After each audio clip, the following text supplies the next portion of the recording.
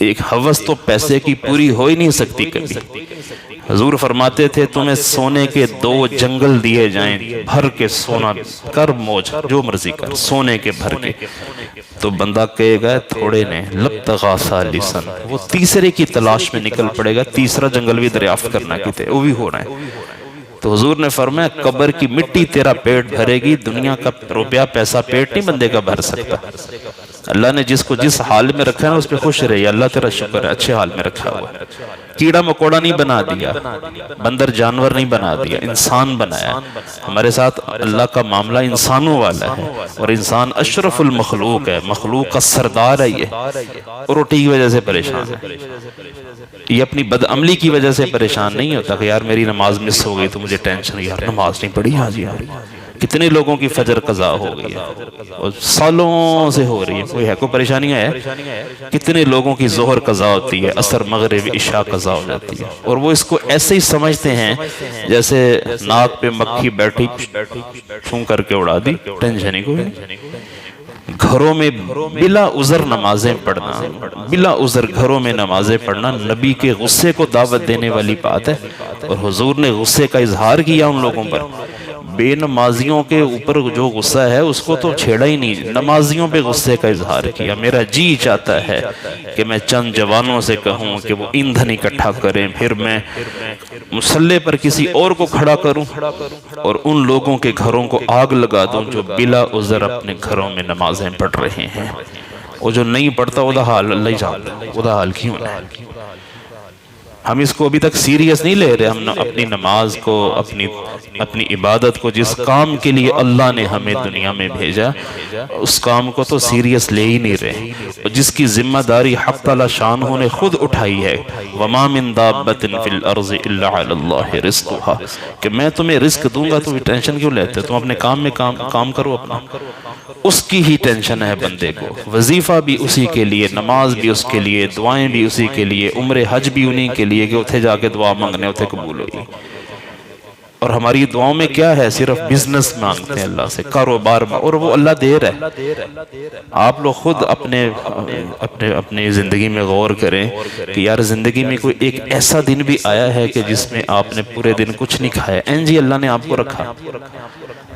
ایک دن بھی ہماری زندگی کا ایسا نہیں ہے کہ جس میں ہم نے کچھ نہیں کھایا ہوگا۔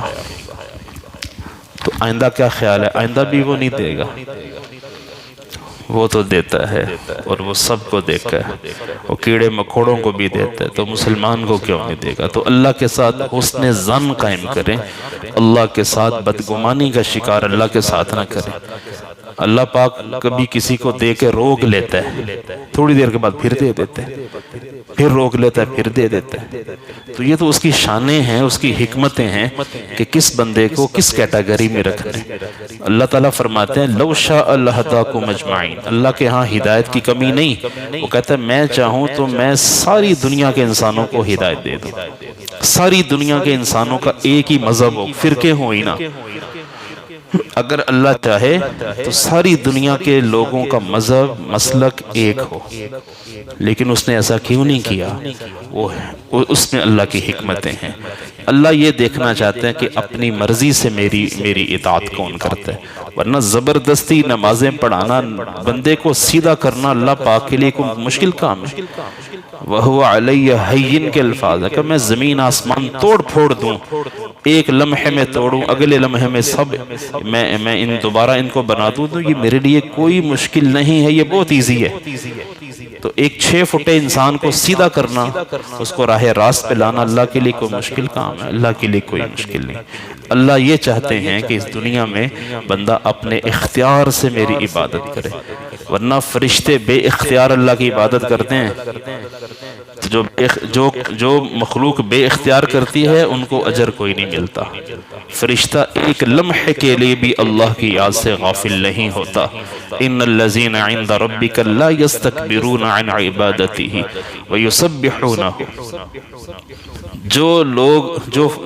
جو فرشتے اللہ کے پاس ہیں وہ ہر وقت اللہ کی تسبیح میں، اللہ کے سامنے سجدے میں رہتے ہیں، وہ کبھی اللہ کی عبادت سے روگردانی نہیں کرتے، وہ اللہ کی نافرمانی کا سوچ بھی نہیں سکتے۔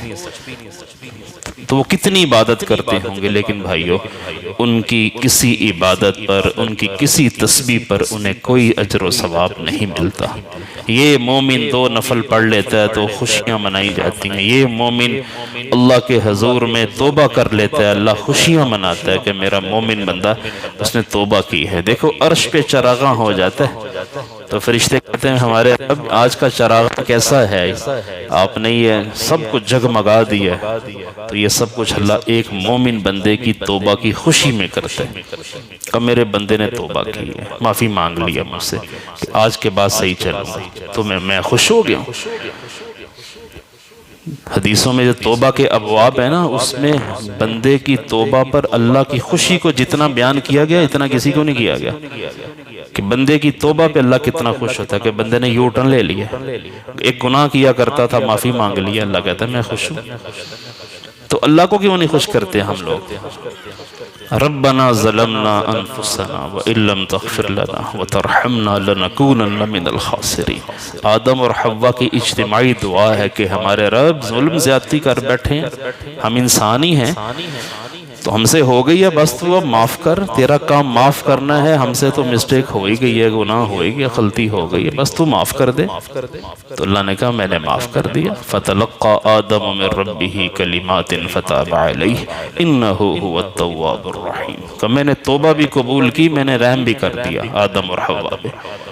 تو ہم معافی مانگیں گے تو ہمارے اوپر بھی اللہ ہماری توبہ بھی قبول فرمائے گا اور ہمارے اوپر اللہ اپنی خصوصی رحمت بھی نازل فرمائے گا۔